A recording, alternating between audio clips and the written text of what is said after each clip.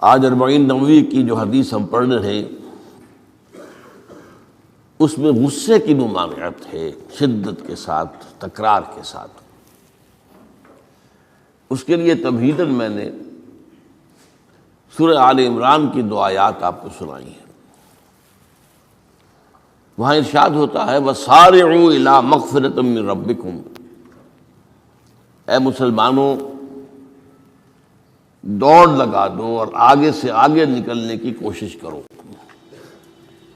مسارعت کے معنی ہوں گے تیز دوڑنے میں ایک دوسرے کے ساتھ مقابلہ کرتے ہوئے آگے نکلنے کی کوشش۔ سارعوا الی مغفرۃ من ربکم، اپنے رب کی مغفرت کی طرف دوڑو اور دوڑ میں مقابلہ کرو، ایک دوسرے سے آگے نکلنے کی کوشش کرو۔ وجنت، اور اس جنت کی طرف دوڑ لگاؤ، عرضها السماوات والارض، جس کا پھیلاؤ آسمانوں اور زمین جتنا ہے۔ وعدت للمتقین، وہ تیار کی گئی ہے، سجائی گئی ہے، اسے پورے اہتمام کے ساتھ تیار کیا گیا ہے اہل تقویٰ کے لیے۔ ان اہل تقویٰ کے کچھ اوصاف کیا ہیں؟ الذین ينفقون فی السراء والضراء، وہ لوگ کہ جو خرچ کرتے ہیں، مراد ہے اللہ کی راہ میں، اور اللہ کی راہ میں خرچ کرنے کی 2 مدیں ہیں۔ اللہ کی رضا کے لیے اس کے بندوں میں سے جو محتاج ہوں، جن کو کوئی ضرورت لاحق ہو، ان کی مدد کرنا، یتیم ہوں، بیوائیں ہوں، مسکین ہوں، کوئی قرض تلے دب گئے ہوں، وہ سب کے سب اس میں آ جائیں گے۔ لہذا دوسری مد کیا ہے؟ وہ ہے اللہ کے دین کے لیے خرچ کرنا، دین کی تعلیم و تعلم کا کوئی نظام بنانا، پھر یہ کہ دین کو دوسروں تک پہنچانا، اس کے لیے سارے ذرائع جو بھی کسی زمانے میں ابلاغ کے موجود ہوں ان سب کو استعمال کرنا، اس کے لیے خرچ درکار ہے۔ بہرحال میں اس عرض کر رہا تھا کہ یہ 2 مدیں ہیں خرچ کرنے کی۔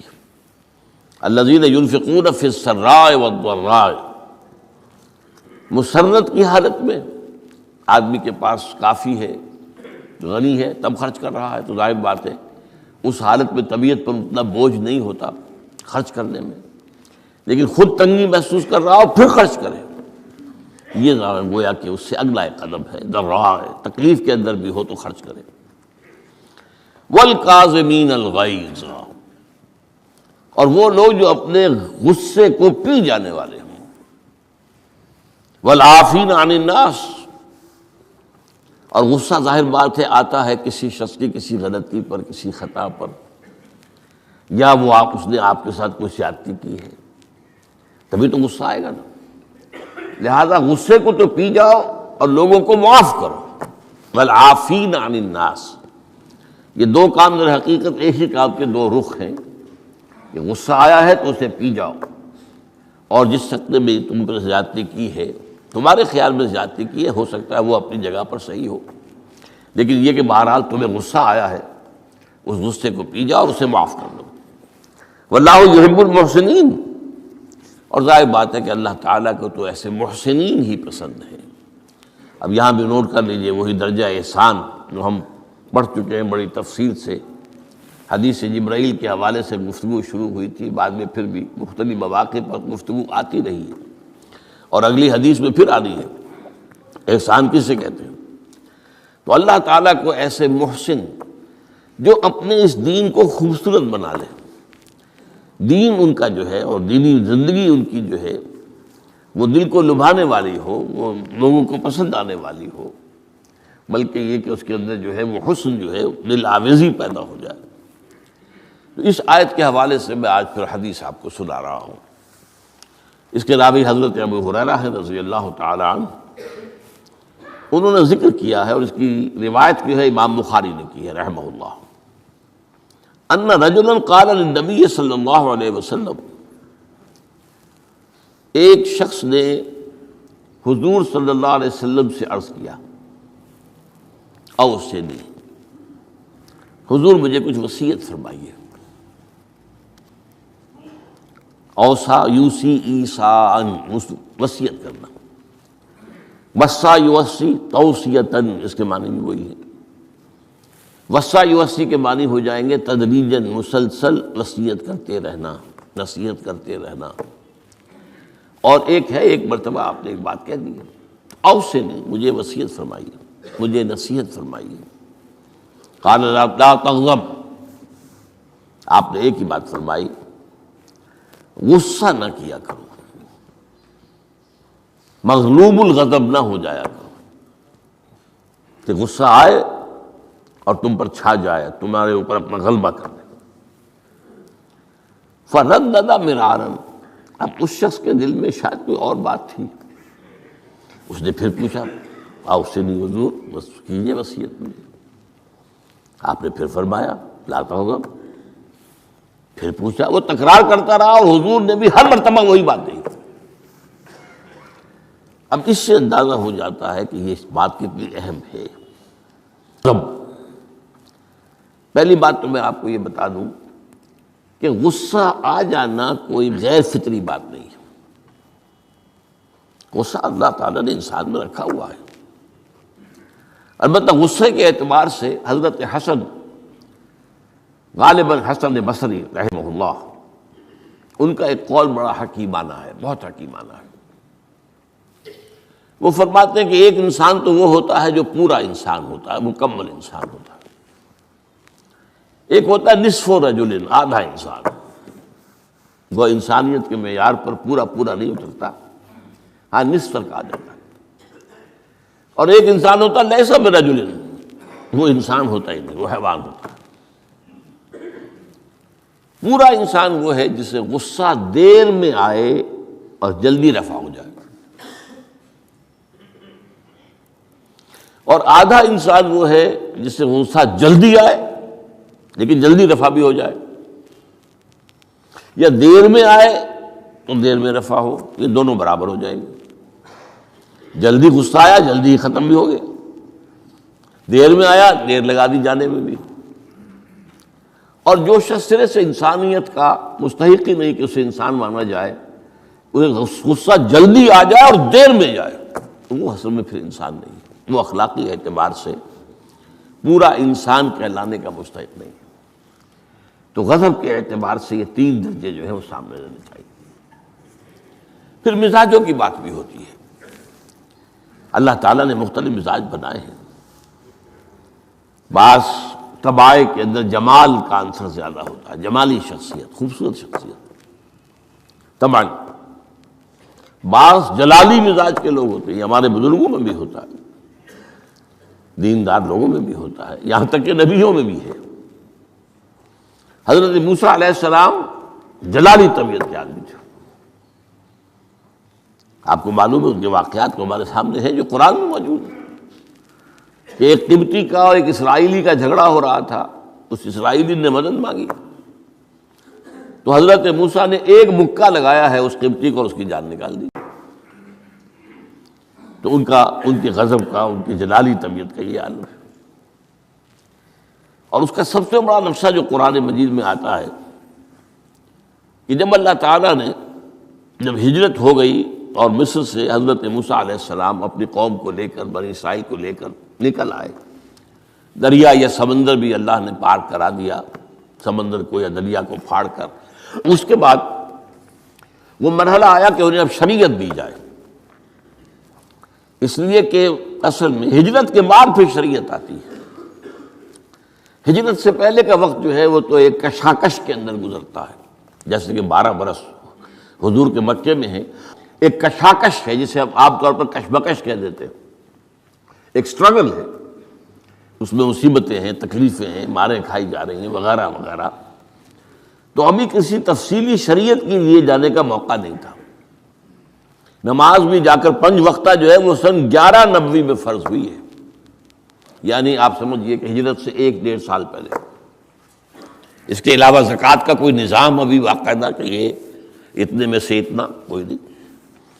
ہاں عام طور پر لفظ زکوٰۃ استعمال ہوا ہے، اپنے مال کو پاک کرو، پاک کرتے رہا کرو، مال میں سے صدقہ خیرات نکالتے رہا کرو، اس سے وہ مال پاک ہو جاتا ہے۔ تو اسی طریقے سے جو ہجرت آئی حضور پر، جو ہجرت کے بعد شریعت نازل ہوئی مدینہ منورہ میں، اور دورہ ترجمہ قرآن میں یہ بات واضح میں کر دیا کرتا ہوں کہ اس شریعت کا بلو پرنٹ جو ہے، یہ لفظ آپ میں سے بہت سے حضرات جانتے ہوں گے، کوئی عمارت بنانی ہو تو اس کا جو نقشہ بنتا ہے پہلا وہ ایک نیلے کاغذ پر بنتا ہے، بلو پرنٹ۔ تو بلو پرنٹ جو ہے اس شریعت محمدی علی صاحب الصلاۃ والسلام کا، وہ سورہ بقرہ میں تیار ہو گیا۔ پھر اس میں جو تفاصیل کے اور پورے جو خد و خال آئے ہیں وہ پھر سورہ نساء اور سورہ مائدہ اس کی تکمیل کی صورت۔ بہرحال جب حضرت موسیٰ کو اب اللہ تعالیٰ نے طلب کیا 40 دن کے لیے کوہ طور پر، اس کو ہم چلا بھی کہہ سکتے ہیں، 40 روز کی اللہ تعالیٰ نے ان سے ریاضت کروائی، مشقت، روزہ اور یہ کہ عبادت اور ذکر الہی۔ اس کے بعد انہیں اللہ نے تورات عطا فرما دی۔ اس میں آپ کو یاد آ جانا چاہیے حضور سے بھی قرآن مجید کے نزول سے قبل اسی طرح کا معاملہ غار حرا میں آپ کی جو خلوت گزینی ہوتی تھی، اور وہاں پر جو بھی آپ اب کیا عبادات کرتے تھے یہ ہمیں معلوم نہیں ہے، لیکن یہ ہے کہ عام طور پر جو محدثین نے کہا ہے کان صفت تعبدہ فی غار حرا التفکر والاعتبار، غور و فکر کرتے تھے یہ کائنات کیا ہے، کیا اس کا نظام ہے، یہ معاشرہ ہمارا کدھر جا رہا ہے، یہ خرابیاں کیوں بڑھ رہی ہیں، یہ کیوں انسان کا خون کرتا ہے، یہ کیا بات ہے، یہ کیا وجہ ہے کہ کچھ لوگ بھوکے مر رہے ہیں اور کچھ لوگ جو ہے ان کے پاس بہت دولت جمع ہو گئی، یہ غور و فکر جو ہے تو یہ آپ کا رہا ہے بہرحال۔ لیکن یہ کہ تخلیہ اور غار میں آپ کا قیام یہ اپنی جگہ پر ثابت ہے۔ تو اسی طریقے سے وہاں 40 دن کا معاملہ ہوا حضرت موسیٰ علیہ السلام کے ساتھ۔ اس کے بعد الواح دے دی گئیں، جو پتھر کی تختیاں تھیں ان کے اوپر جو احکام عشرہ ہیں، دی 10 کمانڈمنٹس، جو بنیاد ہیں۔ جیسے میں نے کہا کہ سورہ بقرہ جو ہے شریعت محمدی کی اساس ہے، تو شریعت موسوی کی اساس وہ 10 کمانڈمنٹس ہیں جو کہ پتھر کی سلوں پر لکھی ہوئی دی گئی ہیں حضرت موسیٰ علیہ السلام کو کوہ طور پر۔ اب پیچھے کیا ہوا؟ حضرت موسیٰ کی اس غیر حاضری میں سامری کو موقع مل گیا، اس نے گمراہ کرنے کے لیے ایک شعبدہ دکھایا، اور وہ شعبدہ کیا تھا؟ آل فرعون کے جو زیور وغیرہ ہوتے تھے ان لوگوں کے، وہ ان بنی اسرائیل کے لوگوں کے پاس امانت رکھا کرتے تھے، یعنی انہیں بھی اندازہ یہ تھا یہ اسرائیلی جو ہیں یہ بددیانت نہیں ہے، یہ جو ہے اس کے اندر جو ہے نہیں کریں گے کوئی خیانت، خائن نہیں۔ بہرحال چونکہ حضرت ابراہیم کی اولاد تھے، حضرت یعقوب کی اولاد تھے، تو چاہے اور ان میں خرابیاں آ گئی ہوں گی، لیکن یہ کہ یہ اندازہ انہیں تھا کہ یہ امین لوگ ہوتے ہیں، تو ان کے پاس امانت رکھی ہوئی تھی۔ جب وہ نکلے وہاں سے وہ ساری چیزیں بھی ساتھ لے کر آ گئے۔ اس کو کہا اس نے سامری نے کہ یہ پھینک دو، یہ تو نجس ہے، تمہارے لیے جائز نہیں۔ اس حد تک تو بات ٹھیک ہوئی۔ پھر ان کو پگھلا کر اور ایک بچڑے کی شکل بنا لی، اور اس کے اندر ایسا کچھ میکینزم رکھا کہ اس میں سے ہوا گزرتی تھی، اندر سے کھوکھلا تھا، تو آواز ایسی آتی تھی جیسے کہ بچڑا ڈکرا رہا ہو۔ انہوں نے کہا یہ ہے تمہارا خدا۔ یہ موسیٰ کو تو مغالطہ لگا ہے، کس غلطی فہمی کے اندر وہ پڑ گئے ہیں، کہاں گئے ہیں، کس خدا کے پاس گئے ہیں، یہ خدا تو یہ ہے تمہارا خدا، اسے پوجو۔ بہرحال وہاں کچھ لوگ جو ہے کافی بڑی تعداد میں لوگوں نے پرستی شروع کر دی۔ اب جب اللہ نے بتایا اے موسیٰ تمہاری قوم پیچھے فتنے میں پڑ چکی ہے، اور اس کی بھی ایک عجیب بات ہے، اس بتائی دوں آپ کو کہ حضرت موسیٰ کے لیے جو اللہ نے وقت معین کیا تھا کوہ طور پر آنے کا، آپ اس وقت مقرر سے پہلے پہنچ گئے۔ شوق، اللہ نے ایکسپلینیشن کال کی، یہ سورہ طٰہٰ میں موجود ہے۔ ما اعجلک عن قومک یا موسیٰ، موسیٰ یہ تم اپنی قوم کو چھوڑ کر جلدی کیوں آ گئے؟ ابھی تو وہ وقت معین نہیں آیا، کیوں آ گئے؟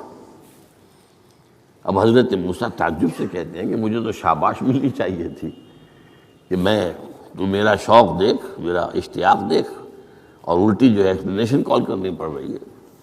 قال عجلت الیک ربی لترضی، پروردگار میں تو جلدی کر کے آیا اس لیے تو راضی ہو جائے کہ تیرے طلب کرنے پر میں وقت معین سے بھی پہلے پہنچ گیا ہوں۔ فرمایا نہیں، یہ اجرت جو ہے یہ ایسی خطا ہے تمہاری کہ تم نے در حقیقت جو یہ غلطی کی ہے اس کی وجہ سے سامری کو موقع مل گیا ہے کہ اس نے تمہاری قوم کو اضلھم السامری، سامری نے گمراہ کر دیا۔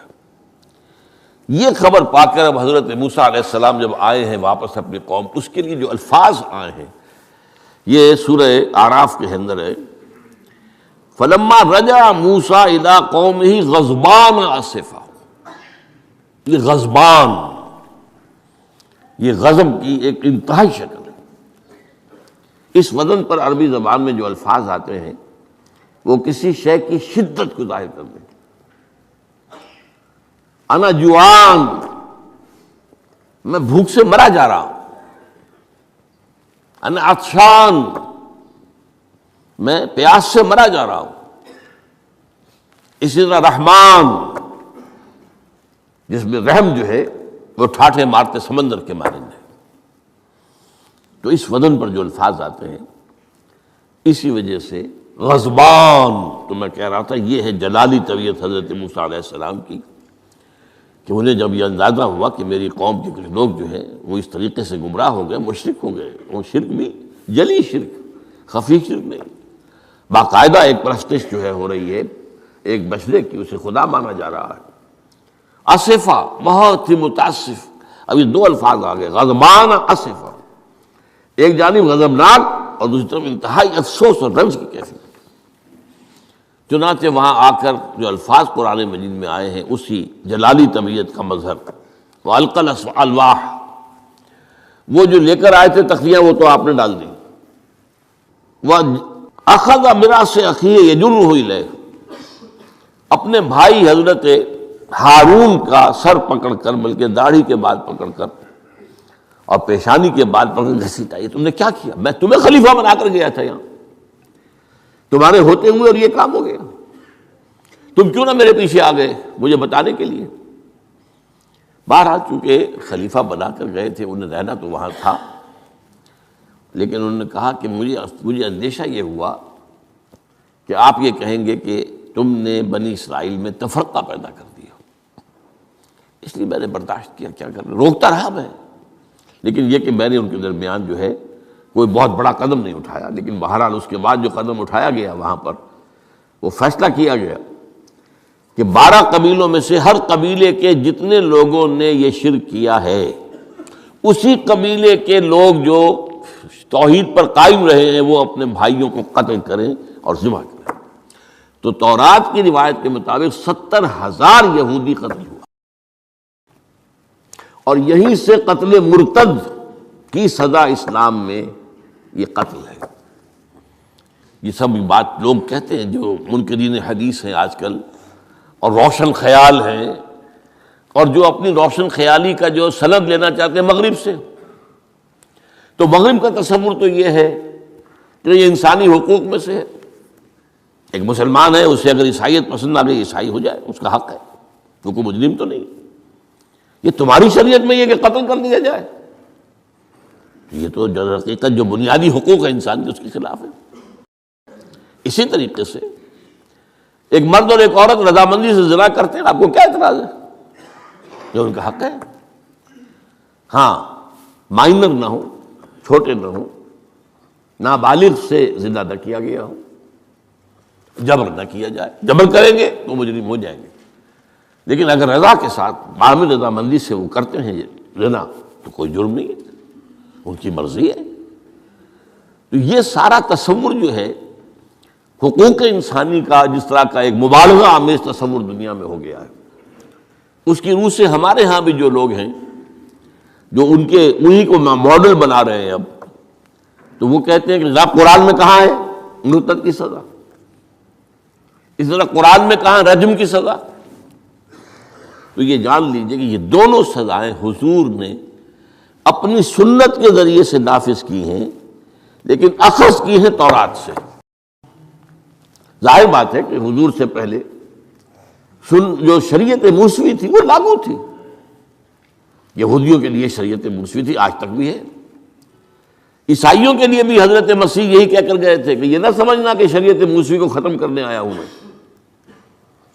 لا of Moses, don't think I have come to destroy law. This law of Moses will be applicable to you. وہ تو سینٹ پال نے ختم کیا ہے. اور آج کی عیسائیت جو ہے یہ عجیب مذہب ہے جس میں کوئی قانون ہے ہی نہیں. لیکن یہ کہ اسلام میں بہرحال انسانی حقوق کے بھی حدود ہیں، ان حدود کے اندر انسانی حقوق ہوں گے. ہاں اگر آپ مسلمان ہیں اور آپ کو کوئی اور پسند آ گیا، آپ مسلمان ملک کو چھوڑ دیجیے، دارالاسلام کو چھوڑ دیجیے، بات چلے جائے گی. لیکن یہ ہے کہ دارالاسلام میں رہتے ہوئے آپ کو اختیار نہیں ہے. اس کی وجہ ہے کیونکہ اسلامی ریاست کی بنیاد ایک نظریے پر ہے. وہ نسل پر نہیں ہے، وہ رنگ پر نہیں ہے، وہ زبان پر نہیں ہے، نظریے پر. نظریے کو کمزور کر دینے والی شے یہ ہے کہ لوگ سازش کر کے ایک وقت میں ایمان لائیں اور پھر مرتد ہو جائیں تاکہ اسلام کی ہوا اکھڑ جائے. اور اس کا معاملہ سورہ آل عمران ہی کے اندر موجود ہے کہ وقالت طائفۃ من اہل الکتاب آمنوا بالذی انزل علی الذین آمنوا وجہ النہار واکفروا آخرہ لعلہم یرجعون. دیکھو بھائی یہ جو بڑی دھاک بیٹھ گئی ہے اسلام کی اور ایمان کی. جو شخص ایمان لے آتا ہے چاہے اسے انگاروں پر ڈال دیا جائے وہ ایمان کو نہیں چھوڑتا. تو یہ ایک ساکھ ہو گئی، ایک گڈ ول ہے ایمان کی، ایک ساکھ. جو چاہو کر لو اس کو قتل کر دیا. ابو جہل نے حضرت سمیہ اور حضرت یاسر رضی اللہ تعالیٰ عنہما دونوں کو قتل کر دیا. انہوں نے کلمہ کفر زبان سے نکالنا پسند نہیں کیا، حالانکہ اجازت ہے جان بچانے کے لیے. ایمان دل میں قائم رہے، زبان سے کلمہ کفر کہہ دیا جائے صرف جان بچانے کے لیے جائز ہے، اجازت ہے. چنانچہ حضرت سمیہ اور حضرت یاسر کے بیٹے عمار نے جان بچانے کے لیے کلمہ کفر کہا اور پھر ان پر شدید پشیمانی طاری ہوئی. لیکن حضور نے انہیں اطمینان دلایا کہ نہیں، اس کی بھی اجازت ہے. باقی جو مقام تمہارے والدین نے حاصل کیا وہ تو بہت مقام ہے، لیکن وہ عظیمت اپنی جگہ، یہ رخصت بھی اپنی جگہ، دین کا ایک حصہ ہے. بہرحال سازش کیا کی؟ آمنوا بالذی انزل علی الذین آمنوا وجہ النہار. ایسے کرو کہ صبح کے وقت تو ایمان لے آؤ اے لوگو، اے مسلمانوں، جو کتاب تم پر نازل ہوئی ہم بھی ایمان لاتے ہیں، ہم بھی مومن ہو گئے. دن بھر رہو. اب اس میں یہ اضافے میرے ہیں، ذرا حضور کے قریب رہو، صحبت قریب سے، تاکہ لوگ دیکھ لیں یہ دن بھر حضور کی صحبت میں رہے ہیں، قریب رہے ہیں. شام کو کافر ہو جاؤ، مرتد ہو جاؤ، یہ دیکھ لیا ہم نے، یہ تو دور کے ڈھول سہانے ہیں، ہم نے اندر جا کر دیکھ لیا، کوئی بات ہے ہی نہیں، کوئی خاص بات نہیں. اس سے کیا ہوگا؟ لعلہم یرجعون. کچھ نہ کچھ لوگ ضرور جو ہیں وہ متزلزل ہو جائیں گے. آخر سب لوگ تو برابر کے نہیں ہوتے، نہ ہر زن نست و نہ ہر مرد مرد. کمزور ایمان والے لوگ بھی تو تھے نا آخر، اور ان سے بھی نیچے منافقین بھی موجود تھے. لیکن کمزور ایمان والوں کے دل کے اندر بھی خدشہ پیدا ہوا ہوگا، وسوسہ اندازی کا شیطان کو موقع مل گیا کہ بھائی کوئی بات دیکھی ہوگی نا، انہوں نے بڑے بھلے لوگ تھے، بڑے اچھے لوگ تھے، بڑی نیک نیتی سے ایمان لائے تھے، اور حضور کی صحبت میں اور محفل کے اندر بڑے مؤدب ہو کر بیٹھے رہے تھے، بڑی توجہ سے انہوں نے حضور کا کلام سنا تھا. تو آخر کوئی بات تو ہوگی نا جو دیکھی ہے انہوں نے، تبھی تو وہ جو ہے وہ اسلام کو چھوڑ کر چلے گئے.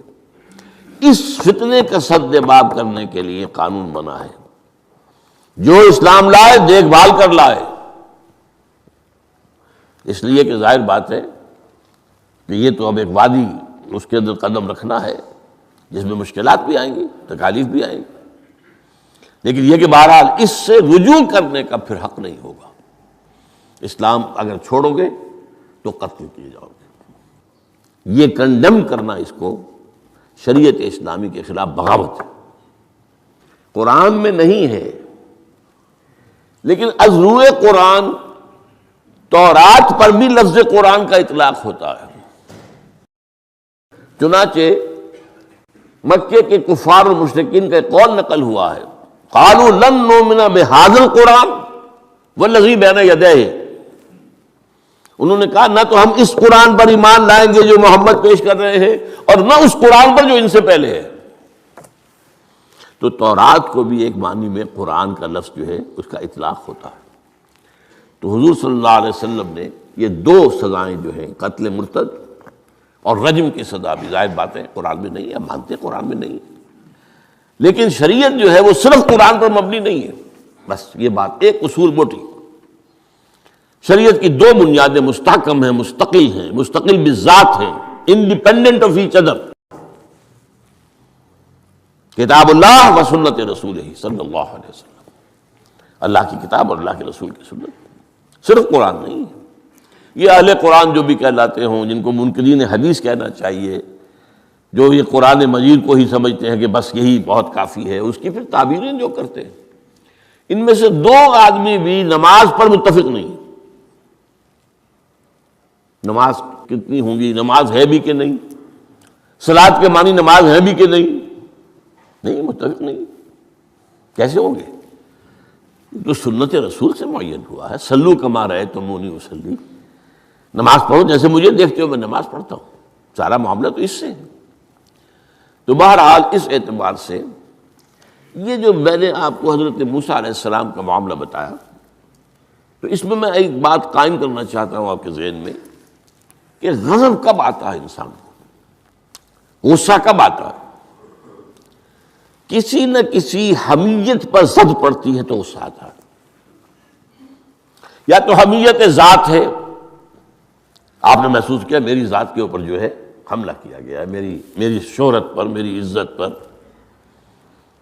لہذا غصہ آئے، یا یہ کہ میرے خاندان پر کوئی حرف لایا گیا ہے، بے حرمتی کی گئی ہے، یا میری قوم اور وطن پر، اور یا اللہ کے دین پر، تو اس میں حمیت دینی پر غصہ آنا یہ ظاہر بات ہے کہ مستثنیٰ ہو جائے گا ان غصوں سے جو حمیت ذاتی پر آیا ہے، یا حمیت عائلی پر آیا ہے، یا حمیت قومی و وطنی پر آیا ہے۔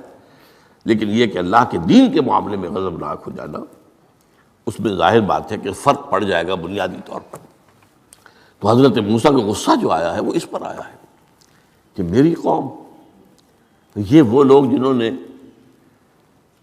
9 جو ہے معجزے وہ تو مصر کے اندر رہتے ہوئے دیکھے، وَلَقَدْ آتَيْنَا مُوسَىٰ 9 آیات بینات، سورہ بنی اسرائیل میں ہے 9 معجزے، شروع میں 2 تھے پھر آتے چلے گئے، اور پھر اتنے بڑے بڑے معجزے دیکھے، سب سے بڑا معجزہ سمندر کا پھٹ جانا، اور اسی صحرائے سینا کے اندر اس پڑاؤ جو ڈالا ہے کوہ طور پر، اس سے پہلے من و سلویٰ کا نزول ہوا ہوگا، ایک چٹان سے 12 جو ہے چشمے بھی پھوٹے ہیں، یہ سب کچھ دیکھا، تب حال یہ ہے اس کا۔ تو اس پر غصے کا آنا، غضبناک ہو جانا، یہ گویا کہ بالکل معقول ہے، قرین قیاس ہے۔ اس میں بھی ایک اور مثال ہے اللہ کے رسولوں میں سے، انہیں بھی حمیت دینی پر غضبناک ہوئے اور انہیں غصہ آیا شدید، وہ حضرت یونس علیہ السلام تھے۔ وَظَنُّونَ إِذْ ذَهَبَ مُغَاضِبًا وَظَنَّ أَن لَّن نَّقْدِرَ عَلَيْهِ، نینوا ایک شہر ہوتا تھا عراق کے شمال کے اندر، وہاں یہ بھیجے گئے تھے رسول بنا کر، انہوں نے دعوت دی، جو بھی تلقین، نصیحت، تبلیغ، حق ادا کر دیا، قوم ایمان نہیں لائی، کفر پر اڑی رہی۔ اس کے بعد یہ غضبناک ہو کر، اب یہ غضب جو ہے یہ دین کا غضب ہے، اپنی قوم کو چھوڑ کر چل دیے، لیکن یہاں ایک خطا ہو گئی ان سے۔ حضرت موسیٰ سے خطا کیا ہوئی تھی کہ وقت معین سے پہلے پہنچ گئے، فَإِنَّا قَدْ فَتَنَّا قَوْمَكَ مِن بَعْدِكَ، اس کی سزا مل گئی۔ یہاں غلطی کیا ہوئی کہ رسول جو قوم کی طرف بھیج دیا جائے، جس قوم کی طرف یا جس شہر کی طرف یا جس علاقے کی طرف، جب تک ایکسپریس پرمیشن اللہ کی نہ آ جائے، رسول جگہ چھوڑ کر نہیں جا سکتا۔ یہاں یہ ہے کہ وہ اتنے غضبناک ہو گئے کہ یہ بات جو ہے یہ ذہن کے سامنے نہ رہی اور آپ اپنی قوم سے ناراض ہو کر یہ بدبخت قوم جو ہے اب یہ تو ہلاک ہو کر ہی رہے گی، تو یہ چھوڑ کر چلے گئے، یہ غلطی ہوئی۔ چنانچہ آپ کو یاد بھی آ گیا ہوگا کہ جب ہجرت مدینہ کی اجازت آ گئی ہے اللہ کی طرف سے عام صحابہ کے لیے، تو آپ نے کہہ دیا چلے جاؤ مدینہ جاؤ، آپ خود نہیں گئے، جب تک کہ ایکسپریس پرمیشن واضح طور پر معین طور پر آپ کے لیے اجازت نہیں آ گئی، اس وقت تک آپ نے مکے سے سفر نہیں کیا۔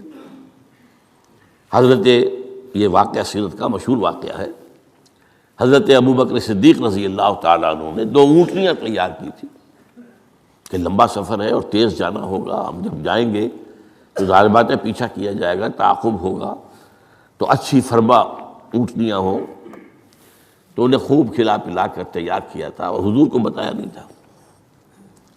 اب منتظر تھے حضور کیا اجازت آ گئی؟ نہیں ابھی نہیں آئی۔ پھر پوچھا اجازت آئی؟ حضور نہیں آئی۔ اب حضرت عائشہ فرماتی ہیں اور نکاح میں آ چکی تھی حضور کے، لیکن تھی ظاہر بات ہے کہ 6 سال کی عمر میں نکاح ہو گیا تھا، 9 سال کی عمر میں وداعی ہوئی ہے بعد میں مدینے میں جا کے۔ تو ان کی روایت ہے کہ ہم نے دیکھا کہ دوپہر کے وقت حضور چلے آ رہے، تشریف لا رہے۔ اب یہ بات بڑی غیر معمولی تھی، عرب میں یہ جو وقت ہے قیلولے کا، ظہر اور عصر کے درمیان، اس میں بازار بھی بند ہو جاتے ہیں، آفیسز بند ہو جاتے ہیں، اور یہ کہ کسی کے گھر آنا جانا، اللہ یہ کہ آپ کو کھانے پر بلایا ہو دوپہر کے بعد دوسری ہے، ایک آنا جانا نہیں ہوتا، وزٹ نہیں ہوتی۔ تو بڑے حیران ہوئے ہم، تو حضور نے اپنا ذرا چہرہ وغیرہ چھپایا ہوا بھی ہے اپنے رومال میں، تشریف لائے اور آ کر کہا کہ میں اندر آنا چاہتا ہوں۔ حضرت ابوبکر تشریف لائیے، یہ تو آپ کی اب ظاہر بات ہے حضرت عائشہ سے نکاح تو ہو چکا تھا، وہ تو اب محرم تھی، یہاں کوئی نامحرم نہیں ہے، آپ آئیے۔ آ کر آپ نے کہا کہ ابوبکر اجازت آ گئی ہے۔ اب حضرت ابوبکر کی خوشی کا ٹھکانہ نہیں تھا، دل میں سوچتے تھے کہ اب مجھے شاباش ملے گی۔ عرض کیا حضور میں نے 2 اونٹنیاں تیار کر رکھی ہیں، خوب کھلا پلا کر فرما کیا ہے، تیار کیا ہے۔ حضور نے تھوڑا سا توقف فرمایا، اچھا میں 1 اونٹنی میں استعمال کروں گا لیکن میں اس کی قیمت ادا کروں گا۔ حضرت ابوبکر رو پڑے کہ حضور کیا مجھ سے بھی مغایرت ہے؟ میں نے اپنے جان و مال میں سے کون سی چیز آپ سے بچا کر رکھی؟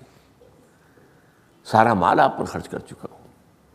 آپ نے اشارہ کیا حضرت عائشہ کے بارے میں، تو ایک مرتبہ پوچھا ہے کہ وہ تو آپ کی بھتیجی ہے، کیسے آپ کے کا نکاح ہوگا؟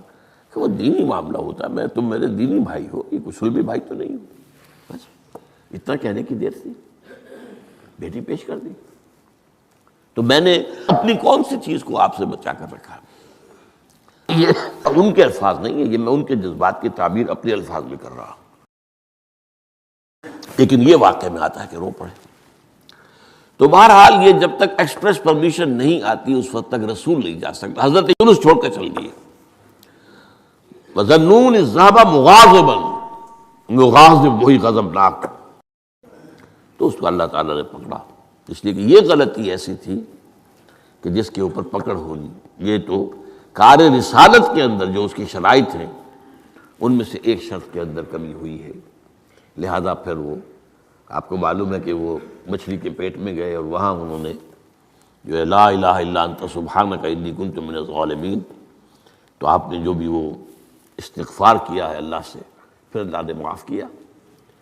پھر اس مچھلی نے، ویل مچھلی کوئی ہوگی جو شط العرب میں معلوم ہوتا ہے، شط العرب میں اس نے نگلا ہے، اور شط العرب یہ دونوں دریا جو ہیں فرات اور دجلہ جب عراق کے جنوب میں آ کر ایک ہو جاتے ہیں تو وہ تو گویا کہ ایک بڑا سا چھوٹا سا سمندر بن جاتا ہے، اتنا بڑا وہ شط العرب کہلاتا ہے۔ اس سے ہو کر پھر گلف میں آئے، اور گلف سے ہو کر کہیں مکران کے ساحل پر آ کر اگلا ہے اللہ کے حکم سے اس مچھلی نے حضرت علیہ السلام کو۔ اس پر ایک تحقیقی مضمون میثاق میں ایک زمانے میں شائع ہوا تھا، میں اب اس وقت اس کی تفسیر میں نہیں جا سکتا، کہ اس علاقے میں حضرت یونس علیہ السلام کو اور پھر وہ اس کے ساحل پر پڑے رہے۔ تو معلوم ہوا کہ یہاں پر غضبناک ہو جانا اگرچہ تھا حمیت دینی کی وجہ سے، لیکن وہاں بھی جو بنیاد ہے دین کی اور جو اس کے جو شرائط ہیں ان میں سے کسی کو کراس کرنے کی اجازت نہیں ہے۔ اس میں سے اگر کسی رسول سے بھی ہوا ہے تو پھر یہ کہ اللہ تعالیٰ کی طرف سے گرفت ہوئی ہے۔ اور یہاں یہ نوٹ کرا دوں میں آپ کو، ہم جو مبالغے آمیزی کیا کرتے ہیں نعتوں کے اندر، اور آج کل انتہا ہوئی ہے ٹی وی کے اوپر، بعض چینلز کے اوپر نعتوں ہی نعتیں، نعتیں ہی نعتیں، نعتیں ہی نعتیں، پھر ان کے اندر جو مبالغے ہوتے ہیں۔ حضور نے فرمایا ہے مجھے یونس ابن متہ پر بھی فضیلت مت دو۔ اب یونس ابن متہ وہ ہیں واحد رسول جن سے کچھ خطا ہوئی ہے اور جس پر سزا ہوئی ہے، باقی اور رسولوں میں سے کسی کے ساتھ ایسی بات ثابت نہیں۔ خطا ہوئی ہے حضرت موسیٰ سے بھی، ما عجلک عن قومک یا موسیٰ، لیکن خطا جو ہے اس کی کوئی سزا حضرت موسیٰ کو نہیں ملی۔ واحد رسول ہیں حضرت یونس علیہ السلام، الا قوم یونس، اور اس کا جو فائدہ پہنچا ہے، یہ جو آج کی جدید اکاؤنٹنگ ہے، debit and credit, Hare debit کے اگینسٹ کوئی انٹری برابر کی جو ہے کریڈٹ کی ہوگی، ہر کریڈٹ کے اگینسٹ ڈیبٹ کی ہوگی۔ یہ جو ڈیبٹ ہوا حضرت یونس کے خلاف، یہ کریڈٹ بن گیا قوم کے خلاف، قوم کے حق میں، کہ عذاب کے آثار شروع ہو گئے، جس کے بعد کہ کسی قوم کے لیے دروازہ بند ہو جاتا ہے توبہ کا، جیسا کسی فرد کے لیے جب موت کے آثار شروع ہو جائیں اب توبہ کا دروازہ بند ہے، تو جب وہ عذاب کے آثار شروع ہو گئے وہ قوم کو یاد آ گیا کہ یہ بات وہی ہو گئی جو یونس کہا کرتا تھا علیہ الصلوۃ والسلام۔ گھروں سے نکلے آئے، پوری قوم باہر آ گئی اور چیخ چیخ کر، رو رو کر، گر گرا کر اللہ سے معافیاں مانگی، دعائیں کی، تو اللہ نے ان پر سے عذاب ٹال دیا۔ تو سورہ یونس میں اس کو بیان کیا گیا ہے کہ عذاب الہی کے جب شروع ہو جائے آثار پھر وہ ٹل نہیں سکتا، الا قوم یونس، یہ صرف ایک ہی مرتبہ ہوا ہے، استثناء ہے واحد، حضرت یونس علیہ السلام کی قوم۔ اب آخری نقطہ میں آپ کو بتا رہا ہوں، اس حدیث میں ایک بات بڑی اہم ہے، یہ جو آپ نے فرمایا لا تغضب لا تغضب لا تغضب لا تغضب، ایک محسوس ایسا ہوتا ہے کہ یہ در حقیقت ہے شخصی تشخیص اور علاج۔ جو روحانی معالج ہوتے ہیں، ظاہر بات ہے کہ رسول یزکیہم، روحانی معالج سے تزکیہ کرتے ہیں، اسی طرح ہمارے ہاں صوفیہ جو ہیں جنہوں نے اپنا تزکیہ کرایا ہوتا ہے کسی بزرگ سے، وہ پھر دوسروں کا تزکیہ کرتے ہیں، یہ ایک سلسلہ ہے جو چل رہا ہے۔ تو اس میں یہ ہے کہ اس تزکیے کے اندر پی پی کال، مطلب یہ نہیں کہ ایک ہی بات سب کو بتائی جا رہی ہے، ایسے بھی اذکار اور راز ہیں جو حضور نے سب کو بتائے۔ ہر نماز کے بعد بعض اذکار ہیں، اللہم اعنا علی ذکرک و شکرک و حسن عبادتک، ایک وہ ہے اللہ تعالیٰ کی حضور کی طرف سے کہ یہ پڑھا کرو، آپ پڑھا کرتے تھے، یہ سب کے لیے۔ لیکن ایک ہے پرسنل، اس لیے کہ اس روحانی معالج کا کے اندر یہ صلاحیت ہونی چاہیے کہ وہ اشخاص کے اندر جو ذاتی، اب کسی کے اندر کوئی مرض ہے، کسی میں کوئی مرض ہے، کسی کے اندر دولت کی محبت زیادہ ہے، کسی کے اندر غصہ جو ہے وہ بہت تیز ہے، کسی کے اوپر شہوت کا غلبہ بہت زیادہ ہے، تو وہ جو کال ہے وہ ہوگی پرسنل کال۔ یہ گویا کہ ایک پرسنل پرسکرپشن ہے اس شخص کے لیے کہ معلوم ہوتا ہے کہ اس کے اندر یہ غضب کا اور غصے کا معاملہ جو ہے وہ ضرورت سے زائد تھا، لہذا اسے حضور نے تکرار کے ساتھ اسی کا مشورہ دیا، اسی کی وصیت فرمائی۔ سبحانک اللہم و بحمدک لا الہ الا انت سبحانک انی کنت من الظالمین۔